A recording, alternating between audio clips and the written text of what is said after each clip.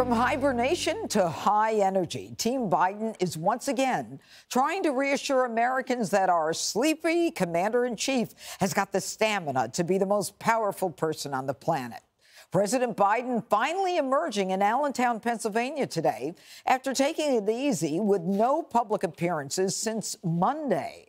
According to a new report by NBC, it's all part of the White House's plan to make Joe look more youthful and ramp up, quote, more informal remarks, unannounced stops at diners, and appearances in social media posts and podcasts. But boy, did that backfire today. The president looking totally lost as he shuffled around various businesses. My name is Joe Biden. I work for the government of the Senate. I went to the same high school. You put his name on his shirt so you can find him. How are you doing, man? This is Morgan Sherwin and Sam Cerruti. They're our team members here. The White House is also rolling out a doctor. Jill Biden, that is. She's trying to convince Americans that Joe is the Energizer Bunny. I think what people don't see is how hard Joe works every single day, that he gets up thinking what he can do for the American people. And he does that, his job doesn't end when we just have dinner together at 7 o'clock. I see that strength and that resilience and that steadiness every single day. I say his age is an asset. Aha! He's wise. Yes, he's wise. He has wisdom. He has experience. He knows every leader on the world stage. He's lived history. He knows history. And Nancy Pelosi is also trying to puff up the 81-year-old president.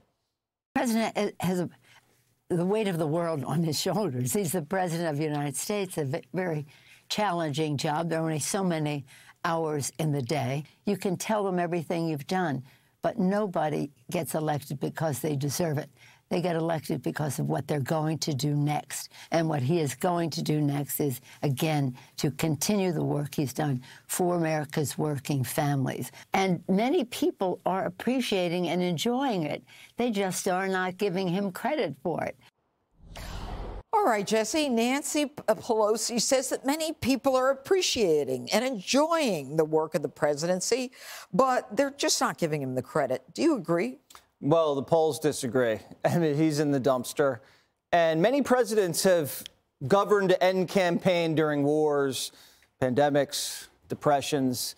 Joe Biden's just like any other president. We expect him to be able to walk and chew gum at the same time. If I were the White House, I'd just maybe have him go play a round of golf. If you can't golf, Judge, have him play cornhole. He didn't even flip the coin at the Army-Navy game this fall. He had Lloyd Austin do it for him. These are just simple things. Dana said yesterday, just hold a cabinet meeting. Spray the room so it looks like you're in charge and managing something. Take a picture of him watching Sunday Night Football at 8:30 on a Sunday. It's not that hard, but they keep giving us images of him struggling with the beach chair, nodding off at a meeting. Those things just don't inspire the American people. And then they tell us that no one can keep up with them. And now we feel like we're being lied to. I don't think he's going to. I think he might actually write off Arizona because it's too far of a flight out there. I do. And he always says the same line. Remember, don't compare me to the almighty, compare me to the alternative. You compare him to the alternative, Donald Trump was up at midnight working. They said he was on cocaine. And then he comes out at 11 o'clock in the morning, and they say, oh, he has executive time in the morning. Joe doesn't even show up for 3 days straight, and they don't say a thing. What they're going to do is they're going to try to bring him across the finish line, and probably the first or second year, he's going to hand the keys to the White House to Kamala, and then we're stuck with her. All right, Harold, Jill Biden claims that Joe is an asset, but in a recent Monmouth poll, 76% of Americans think the guy is too old to serve another term as president. Who's out of touch, Jill or the American people? Good to be with you. I think that it's not a surprise that Joe Biden and Nancy Pelosi are out campaigning for Joe Biden. I see members of the Senate on the Republican side and members of Congress and former cabinet members for President Trump out campaigning for him as they are for other candidates. I think your larger point is, are they responding to something in the polling data? To Dana's point and to Jesse's point, Are they trying to rebut, or are they trying to counter a notion that the president doesn't have their energy to be president for another 4 years? That's probably something that's showing up in their polling data. If I were him, I'd be doing exactly what he's doing. I don't think those pictures, I think the pictures were unfair to him today. There have been pictures and video before where he has not. They're real, aren't they real? They are, but I think your characterization of them I disagree with. Him falling down the stairs and up the stairs of the airplane, that's a problem. It's a challenge. But today, I saw a president trying to engage with voters, trying to engage with people. And ultimately, this race will come down to what presidential races come down to. Is the economy in a better spot today in 6 months from now, 7 months from now, 8 months from now? That will help him. Are we able to respond like he was able to respond today, our administration, and responding to the Houthis with, I thought, a blistering attack? It was overdue, long overdue, and I'm glad they did it. We will be challenged in the coming months around that, and we'll see how the president responds. And three, there's no doubt presidential contests are contrast. And if President Trump, whom I believe will lock this nomination up in the next month or so because of the early nature of some of these primaries and caucuses, we will be in store for the longest general election that we've ever had in this country, with President Trump and President Biden, who are well known by the voters. It will be very interesting to see how the two of them try to differentiate themselves and demonstrate to the country that one of them is best to lead us for the next 4 years.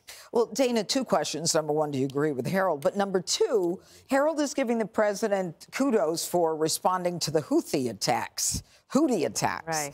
And the truth is, I think they hit 120 times or some crazy number. And he wasn't even in touch with his General Lloyd Austin, the four-star general who's a SecDef. SecDef, yeah. Yeah. That's been the tongue twister for you all week. Yes. The SecDef is what they call him. They didn't speak last week, but they did speak last night, apparently. And Lloyd Austin's working from his hospital bed. That's a new thing. Instead of work from home, you can work from the hospital. But glad he's feeling better. I think that the strikes were strategic and targeted and smart. I had the DOD spokesperson on today, and she said it was a proactive strike. And I said, you want to revise that? Because this was reactive after we had been hit so many times, and the shipping lanes had gotten so screwed up that now you're going to see more inflation because some of those container ships are up 600% in cost because they have to go all the way around now. I do think that the best asset that Joe Biden has in Pennsylvania is not Jill Biden, the First Lady. Everyone expects her to say nice things about her husband, and she's going to be out there trying to do that. But it is Governor Josh Shapiro. This is a guy who is a bright star for the Democratic Party. He's not trying to run for president yet. He was able to do something this week that helped Biden, and Biden might not have even realized it. Biden was going to change William Penn Park to some sort of, what was it? They're going back to the Native American. And in one day, Josh Shapiro said, actually, no, the name of our state is Pennsylvania, and we're not going to change it. And Biden backed down. So if you look at the polls recently, just I think yesterday, Biden is up 2 on Trump in Pennsylvania, where he had been behind. So Pennsylvania is going to be very important. If the Democrats hope to hold on, it will be there. I also wanted to say one thing about Nancy Pelosi. She says the weight of the world is on Joe Biden's shoulders. That is true for any president. But for Joe Biden, when you think about that, you feel sorry for him because the weight of the world is on his shoulders rather than, thank God, the weight of the world is on his shoulders. Whoever it's going, there's just a difference. And I don't think that trotting her out to say things like Joe Biden is so energetic is going to work. All right, Greg. So the president is in Allentown, Pennsylvania today, and 36% of Americans approve of his economic policies. Is any of this making sense to the American people? I don't know. When I see Dr. Jill, I don't see a first lady. I see a visiting angel. And I was thinking about this topic, and it reminded me of why the Trump town hall on Fox a few days ago was so helpful, because it's a reminder of what's necessary for the job. Love or hate Trump, at least he's present. That's not a lot to ask for, but in this day and age it is. He shows up. He's in his suit. He's ready to go. It's like what Dana said. Goes to interviews, town halls, and he goes to court, all in the same damn day. He shows up. He's the last to leave, not the first to go. Compare this to the invalid in chief, right? Trump completes a work day, and we're just happy when Joe completes a sentence. So I go back to my original thesis from years ago about Trump. You don't have to like him to vote for him. He's not your bridge partner. You're not going on a cruise with him. This isn't the Golden Bachelor. He's a typical hard-charging executive. He can be an a-hole, but you rely on him for what he does, not for what he says or even how he is. Some of the best people that I worked for or hired, they weren't congenial, they weren't polite, they were brisk, they were impatient, they were arrogant bosses. But I knew at the end of the day that, you know, the stuff got done. I had a lot of nice bosses that drove companies into the ground. I won't get into it, but you can look it up. And again, if I want a lawyer or an agent to represent me, I don't want a guy who makes the other side feel good. I want the other side to be uncomfortable, even worried, perhaps scared. Problem with Joe is we're scared. With Trump, they're scared. The grifting globalists, the corrupt career politicians, the tin pot fascist countries nipping at our heels. If we have issues with Trump, imagine how they must feel. Well said, Thank you. Greg. It's Friday. All right. And Dana's with us on Friday. Yes. Yes. Ahead, one of the biggest car rental companies hitting Biden right where it hurts over his dopey EV obsession. Hey, Sean Hannity here. Hey, click here to subscribe to Fox News YouTube page and catch our hottest interviews and most compelling analysis. You will not get it anywhere else.